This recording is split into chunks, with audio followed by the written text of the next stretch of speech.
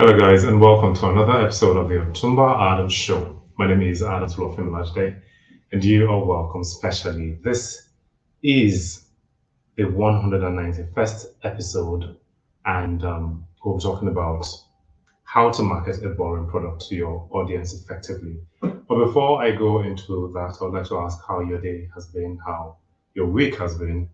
For me, I don't know, I think it's the weather, but I'm actually having catarrh and I have body aches right now. It's not really a fun ordeal, but it is what it is. It's what I'm going through right now. But the show must still go on, and that is why I still came around. Uh, I'm probably not stay for long, but I promise to be here every week, and that's what I'm going to do. I'm going to teach, and once I'm done, I would be heading to my bed to try and rest. I think it's the change in weather that's causing the whole dust and everything else. Like I'm having kata and all that. Anyway, if this is the first time I've been a part of the show, and you're probably wondering why I'm rambling and all that, this is not what I do on a very good day. I talk about business, entrepreneurship, and what have you. Okay. And on this episode, I'll be looking at how you can actually sell a boring or how you can market a boring product. If you're there, you would like to say hello to me. I can see someone's comment right now. John Homes and Properties, thank you for being a part of the show. Yes, I have had you on the show before, and it's a pleasure to know that you actually watch me live right now. All right, so I have some points listed out, right, and I will be taking them one after the other. One of the things that I realize is that not every product is exciting, and having to sell them sometimes can actually prove hard, or people would rely on the fact that they need to get referrals before they can actually get clients. But it shouldn't really be like that. And I have been able to research some points and I'll be sharing them today. All right. So number one on my list is one, share your story. All right. Now, people are always interested in stories. People love stories. Like while we were growing up, we loved the fact that we could watch programs like Tales by Moonlight and Papa Jasco and Super Story and all those programs that shaped us while growing up, right? So also when it comes to your business, saying or telling a story around your product and why you started that product would go a long way because it would help people to resonate with you. It would help people to see things from your own point of view. Now, imagine if you started a business, or let's say this business, DMT, right? When he started that mobile toilet business. Now, imagine him trying to sell a product like mobile toilet in a time when people were really not making use of it. However, if he had come up with a story that one of the reasons why he started that business was because he realized that a lot of people at local events then there really weren't much of these what's the word now, of these halls that people use for parties. It was usually tents in an open field that people would use, and people always had difficulty trying to use the toilet because more often than not there were really not much toilets around, and people had to resort to either holding it in or using what's the word, or using the bush, right, which really was not hygienic for anybody around that area. All right, so he could as well just come up with a story that one of the reasons why I started this business was because I realized that a lot of people had this challenge of using the toilet whenever they are at an event, be it parties, burials, naming ceremonies, and the likes, right? And that was what prompted me to look for a solution for this issue that everybody's facing. And that is why I was able to come about the DMT. Now, imagine him going that route, telling people the story. It would resonate with a lot of people because people would realize that, yes, I have been at a party where I could not use the toilet, right? Especially if you were born in the 80s or in the 90s, right? A lot of the time we would have to attend, or a lot of the time that we had to attend parties, right? There were no toilets. So you could easily resonate with that kind of story that okay, this is the reason why this person created it. And yes, I have been in that situation at one point or the other. So therefore, I could or I can use their product because I can resonate with it. Okay, so that's the first point. Share your story. The second point is show behind the scenes, right? Now, one thing that like people always appreciate is the fact that like when they see your journey so far, when they see what the effort you put into creating a particular product, right?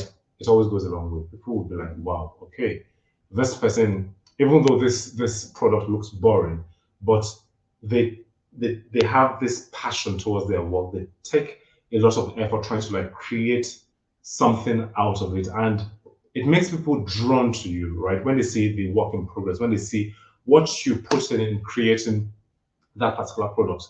Okay, taking it back to the DMT mobile toilet that I was talking about, right? Imagine if people could actually see how these toilets are being assembled, the work that goes into it, the number of people that um, get, the number of people that have jobs because someone decided to start the product. Now, when people see this, and when people see the back end, what you're doing at the back, they'll be like, "Wow, okay, I can actually resonate with this product, and I can I would want to like put my own quota, like I would want to become a customer of that same product because they realize that like it is not just beans, as we say in Nigeria, but it's a lot of effort, right? People put in sweat and blood just to make that thing a reality. And for you as an audience, right, even though it's the product itself is not as appealing as you would want, but the effort that people put into it trigger something within you, an emotion within you that like these are people who are being paid, and so therefore I need to use the service of this person that is trying to sell the product to me. All right, so that's number two on the list. Number three on the list is learn to educate your audience. Right, what are the things that like the product does? How can they actually make use of it? And look for videos that would explain the technical details in a very simple way, right? Educate your audience, let them realize that, like, okay, this thing looks boring, seems boring, but in this simple term, I actually can resonate with this thing. I can actually understand what it is meant to do, what are the features, what are the benefits, how it can actually benefit me as a person because somebody took the time to educate me about the particular product. All right. You know that the product is useful to people, right? But people may most likely not know. That is why you have to create educational videos to help them understand, right, why they need that product. Always give value. When you give value to your audience, when you explain simple terms to people, people would easily resonate with you. They're like, okay, yeah, this I actually need. I never thought, I never realized that I actually needed this thing. But with this explanation, with this scenario that this person has actually created, I have come to that realization that I actually do need it and I need to get that product. All right. So that's number three. Number four is collaborate with an influencer. It's really, really important. All right. If you need people to buy a product, you need to be able to like work with someone who other people already have fallen in love with. Okay. Now that person could actually bring that product into his own world, into his own space where his followers follow every of his moves or her move, right? And using an influencer would go a long way to helping your products to sell, right?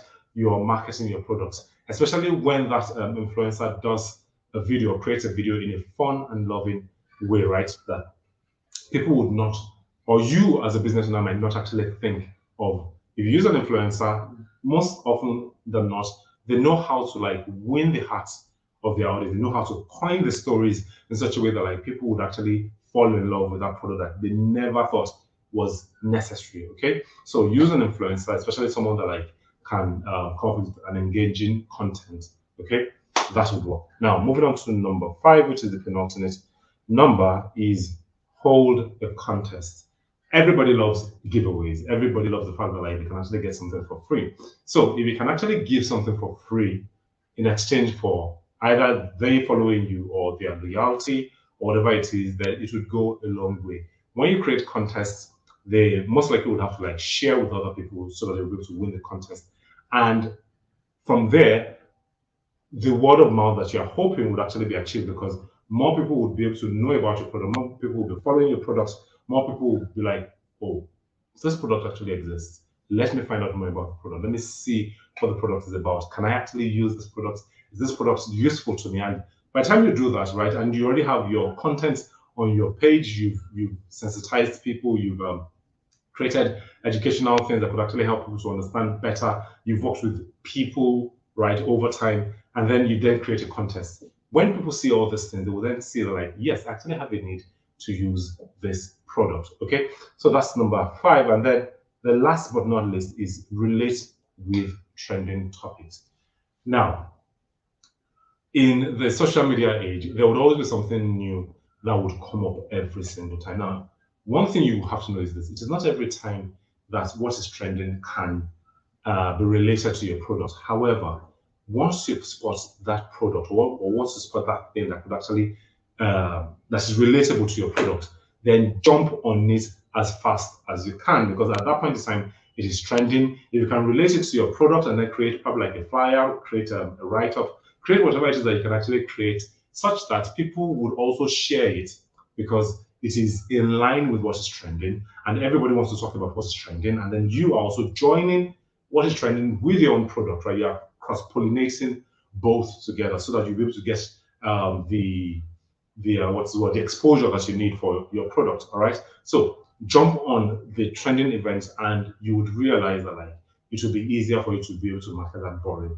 product. Okay. So I'm going to take the points from the start again. I said number 1 is share your story, why you went into the business. Number 2 is show behind the scenes. Number 3 is educate your audience. Number 4 is collaborate with an influencer. Number 5 is hold a contest. And the last but not least is relate with trending topics. With these points, if you use them, right, either one at a time or a mixture of more than one, right, I can assure you that, like, that thing that you feel that's actually a boring product, on the long run will be a product that you can actually market to a lot of people, make sales, and then you smile to the bank. This brings us to the end of today's episode. As I would always say, please make sure to like, subscribe, share with your loved ones, and tell somebody about the show. My name remains Adam Olafin-Olajide, and as I would always say, be the best version God has created you to be. From me to you, have a great evening. I need to go and rest. I am not, like, all my energy has gone. Take care, guys. Bye-bye.